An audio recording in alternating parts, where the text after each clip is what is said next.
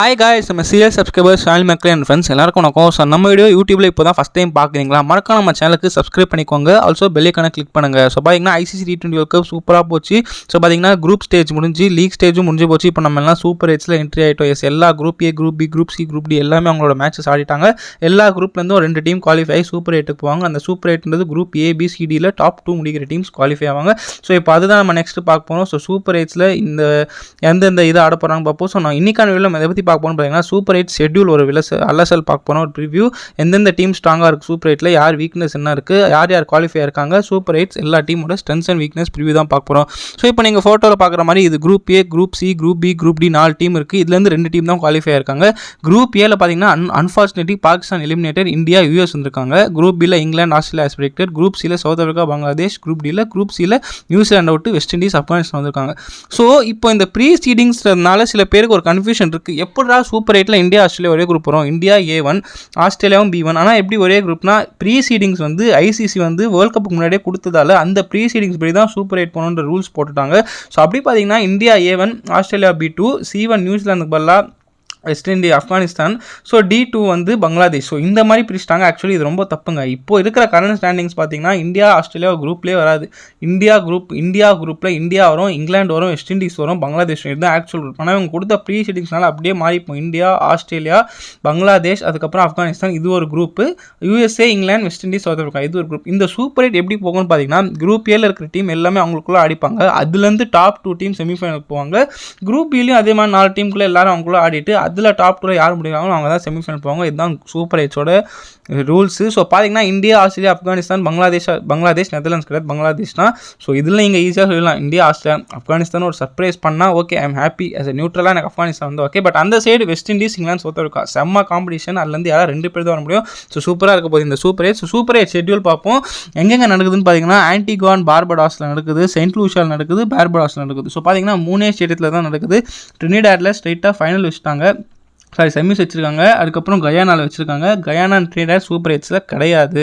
ஆனால் so most happiest news, யூஎஸில் ஒரு மேட்சும் இனி கிடையாது, எல்லாமே வெஸ்ட் இண்டீஸ் தான். ஸோ நீங்கள் அந்த 140லேருந்து 180 எக்ஸ்பெக்ட் பண்ணலாம். யூஎஸ் பிச்சு நிறைய பேருக்கு ரொம்ப விமர்சனம் பண்ணுறாங்க, இந்த மாதிரி லோ ஸ்கோரிங் கொடுக்குது, பேட்ஸ்மேன் கேமாகவே இல்லை, ஃபேவராக பவுலர்ஸ் இருக்குன்னு. பட் அது நம்ம குறை சொல்ல முடியாது. பட் யூஎஸில் அந்த எல்லா மேட்சுமே வருத்துங்க இப்போயே சொல்லலாம்.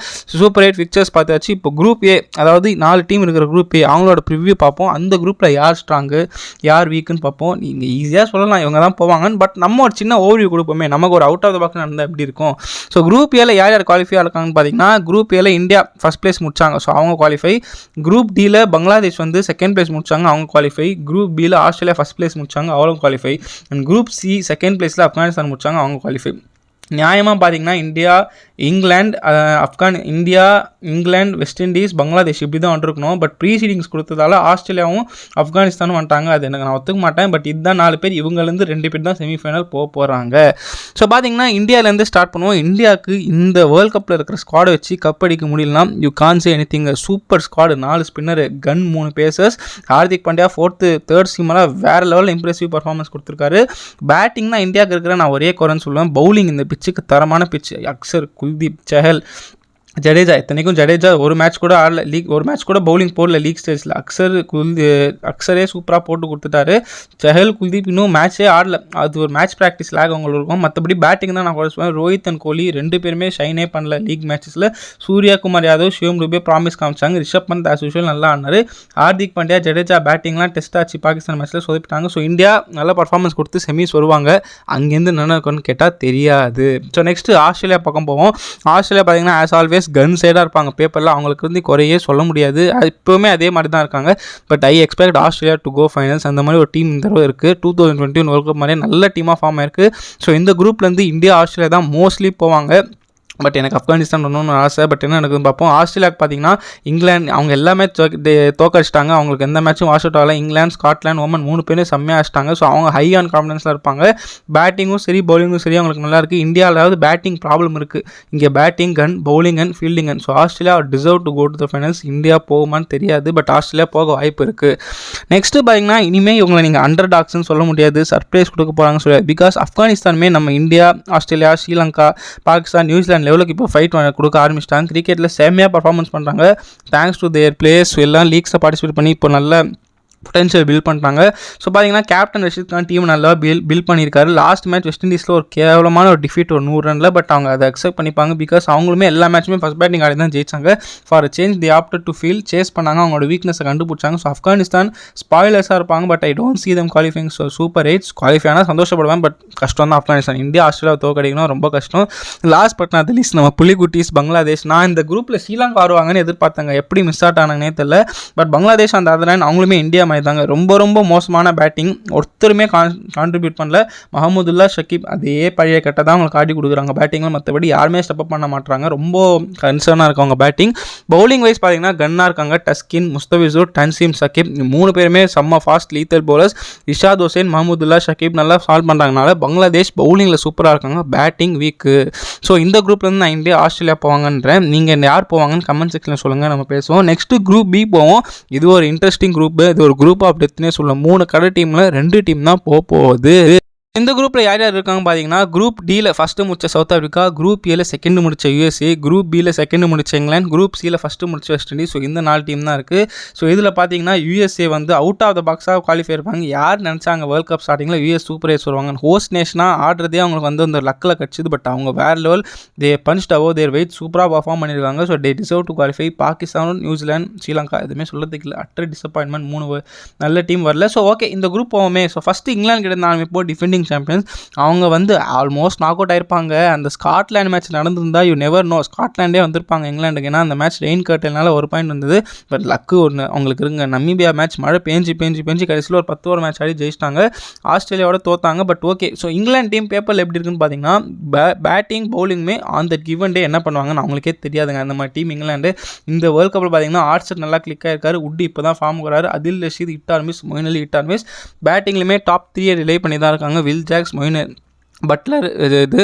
ஸோ இப்போ தான் பேட்ஸ்டோ அண்ட் ப்ரூக் ஃபார்ம் வந்துடுவாங்க. ஸோ இவங்களை ப்ரிடிக்டே பண்ண முடியாது. பட் இங்கிலாந்து செமிஸ் போவாங்கன்னு நான் நம்புகிறேன். பார்ப்போம் என்ன நடக்குதுன்னு.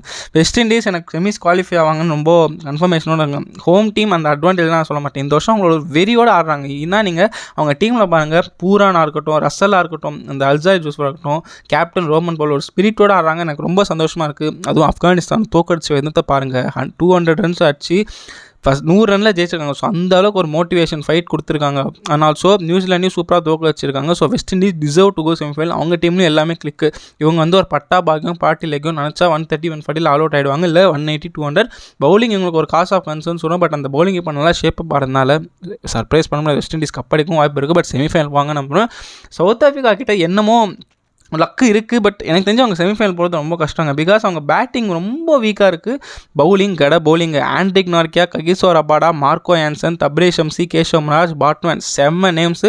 இத்தனைக்கும் கோச் ஒரு மேட்ச் ஆகல. பட் நான் என்ன ஃபீல் பண்ணுறேன்னா, யூஎஸில் இருக்கிற அதே பிச்சு வெஸ்ட் இண்டீஸில் இருக்காது. ஸோ அவங்களோட ஃபாஸ்ட் பவுலர்ஸ் கொஞ்சம் கஷ்டப்படுவாங்க. ஆனால் இந்த மாதிரி பிச்சில் அவங்க ஷம்சி, மாராஜ் 2 பேரும் ஆட வச்சா ஒரு அவுட் சைட் சான்ஸ் இருக்குது. பேட்டிங் ரொம்ப காஸ் ஆஃப் கன்சர்ன். மார்க்ரம் ஃபார்மில் இல்லை, டிகாக் ஃபார்மில் இல்லை, கிளாசன் ஒரு மேட்ச் அடிச்சார், மில்லர் ஒரு மேட்ச் அடிச்சார், ஸ்டப்ஸ் ஆடுறார், அவ்வளோ தான். ஸோ பேட்டிங் சவுத் ஆஃப்ரிக்காவுக்கு ரொம்ப காஸ் ஆஃப் கன்சர்னாக இருக்கிறதுனால ஐ டோன்ட் சி அந்த பேட்டிங்லேயே அவங்க செமிஃபைனல் வரமாட்டாங்கன்னு நினைக்கிறேன். பவுலிங் கன்னாக இருக்குது. பட் வெஸ்ட் இண்டீஸ் பிச்சில் உங்களுக்கு ஸ்பின்னை தான் காப்பாற்ற போகுது. ஸோ எந்த டீம் நல்ல ஸ்பின் வச்சுருக்கோ அதுதான் ஜெயிக்க போகுது. Last but not least USA. இவங்க வந்து punch above their wait. So அவங்க இதுக்கப்புறம் எலிமினேட் ஆனாலும் சந்தோஷமாக போவாங்க. அவங்க பிளேயர்ஸ்லாம் பாவாங்க. நிறைய பேர் கான்ட்ராக்டே இல்லாமல் ஐடி ஃபீல்டில் ஒர்க் பண்ணிவிட்டு இப்போ பார்ட் டைமாக கிரிக்கெட் ஆடுறாங்க. அந்த அளவுக்கு யூஎஸ்ஏ பிளேயர்ஸ் ஒரு இதுவாக பார்ட் டைமில் கிரிக்கெட் ஆடி இப்போ சூப்பர் ஏஜ்க்கு வந்திருக்காங்கன்னா ஹேட்ஸ் ஆஃப்ங்க. பெரிய அச்சீவ்மெண்ட். அவங்க நேஷன் வந்து அவங்கள ப்ரௌடாக ஃபீல் பண்ணோம். அவங்களுக்கு நிறைய பண்ணோம். So USA I don't see qualifying. But ஒரு நல்ல பர்ஃபார்மன்ஸ் ஃபைட் கொடுத்தா நல்லாயிருக்கும்.